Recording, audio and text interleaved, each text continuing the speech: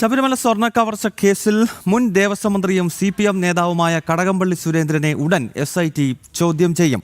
മുൻ Devaswom board president A. പത്മകുമാറിനെ ചോദ്യം ചെയ്തപ്പോൾ ലഭിച്ച വിവരങ്ങളുടെ അടിസ്ഥാനത്തിലാണ് SIT കടകംപള്ളി സുരേന്ദ്രനെ ചോദ്യം ചെയ്യാൻ ആലോചിക്കുന്നത്. ഒപ്പം ഈ സ്പെഷ്യൽ ഇൻവെസ്റ്റിഗേഷൻ ടീമിന് ഹൈക്കോടതി നൽകിയ അന്വേഷണ സമയപരിധി ഇന്ന് അവസാനിക്കുകയാണ്. ശ്രീനന്ദയാണ് ഈ വാർത്തയുടെ വിശദാംശങ്ങളുമായി തിരുവനന്തപുരത്ത് നിന്ന് ചേരുന്നത്. ശ്രീനന്ദ, ഈ കടകംപള്ളി സുരേന്ദ്രൻ കുടുങ്ങും എന്ന കാര്യത്തിൽ ഇനിയും യാതൊരു സംശയവുമില്ല. കാരണം ഈ മുൻ ദേവസ്വം ബോർഡ് പ്രസിഡന്റ് A. പത്മകുമാറിനെ ചോദ്യം ചെയ്തപ്പോൾ ലഭിച്ച മൊഴി എന്ന് പറയുന്നത് അന്നത്തെ ദേവസ്വം മന്ത്രി അറിഞ്ഞുകൊണ്ട് തന്നെയാണ് ഈ കട്ടിളപ്പാളി സ്വർണം ഇളക്കി മാറ്റിയതും അതോടൊപ്പം തന്നെ ദ്വാരപാലക ശില്പത്തിലെ സ്വർണം പോയതുമെല്ലാം അന്നത്തെ ദേവസ്വം ബോർഡിനും ആ വകുപ്പിനുമെല്ലാം കൃത്യമായി അറിയാമായിരുന്നു എന്നുള്ളതാണ്.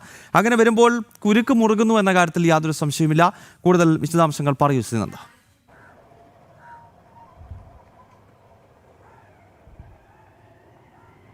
ഗൗതം സൂചിപ്പിച്ചതുപോലെ തന്നെയാണ് കടകംപള്ളി സുരേന്ദ്രൻ മുഴുവനായി കുരുക്കിലായി എന്ന് നമുക്ക് പറയാം. കാരണം കഴിഞ്ഞ ദിവസമാണ് വിജിലൻസ് SIT കോടതിയിൽ ഇങ്ങനെ ഹർജി കൊടുക്കുകയും ശേഷം പത്മകുമാറിനെ കസ്റ്റഡിയിൽ വാങ്ങുന്ന ഒരു സാഹചര്യം ഉണ്ടായത്. 2 ദിവസത്തേക്കായിരുന്നു കസ്റ്റഡി. ഇന്ന് കസ്റ്റഡി കാലാവധി അവസാനിക്കാനിരിക്കുകയാണ്. 5 മണിയോടുകൂടി തന്നെ കോടതിയിൽ ഹാജരാക്കേണ്ടതുണ്ട്. കൊല്ലം വിജിലൻസ് കോടതിയിലാണ് ഇദ്ദേഹത്തെ ഹാജരാക്കേണ്ടത്. അതിന് മുൻപായി കഴിഞ്ഞ ദിവസങ്ങളിൽ ഇന്നലെ രാത്രി ഇദ്ദേഹത്തെ ചോദ്യം ചെയ്യലിൽ നിന്നാണ് ഇത്തരത്തിലൊരു വിവരം പുറത്തു വരുന്നത്. കടകംപള്ളി സുരേന്ദ്രൻ മുൻ ദേവസ്വം മന്ത്രിക്കും ഇതിലൊരു വളരെ വലിയൊരു പങ്കുണ്ട്. കാരണം പത്മകുമാറിനെ ചോദ്യം ചെയ്യുന്ന സമയത്ത് മനസ്സിലാക്കാൻ കഴിഞ്ഞത് ഉണ്ണികൃഷ്ണൻ പോറ്റിയുമായി മുൻ ദേവസ്വം മന്ത്രി കടകംപള്ളി സുരേന്ദ്രന് ബന്ധമുണ്ടായിരുന്നു.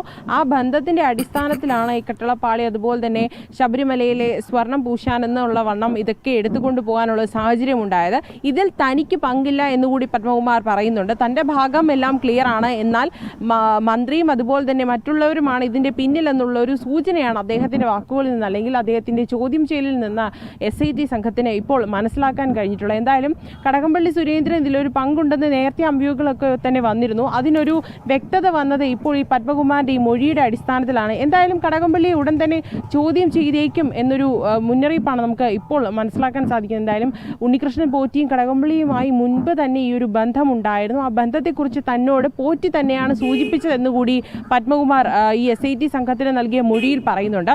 എന്നാൽ എന്തുകൊണ്ടാണ് കടകംപള്ളി സുരേന്ദ്രൻ ഇതുവരെയും ഇതിന് ഒരു പ്രതികരണം നൽകാത്ത എന്നുള്ള കാര്യമൊക്കെ തന്നെ ചൂണ്ടിക്കാണിക്കേണ്ടത്. കാരണം നിരവധി തവണ മാധ്യമങ്ങൾ കടകംപള്ളിയോട് കാര്യങ്ങളൊക്കെ ആരാഞ്ഞപ്പോൾ അദ്ദേഹം പറയുന്നത് കോടതിയുടെ പ്രമിസസിലുള്ള വിഷയമായതുകൊണ്ട് തന്നെ തനിക്ക് അതിൽ ഇടപെടാൻ ഇപ്പോൾ സാധിക്കില്ല, താൻ അതിൽ മറുപടി പറയാൻ ഇപ്പോൾ ആഗ്രഹിക്കുന്നില്ല എന്നൊരു മറുപടിയാണ് കടകംപള്ളി സുരേന്ദ്രൻ്റെ ഭാഗത്തു നിന്നും ഉണ്ടായത്.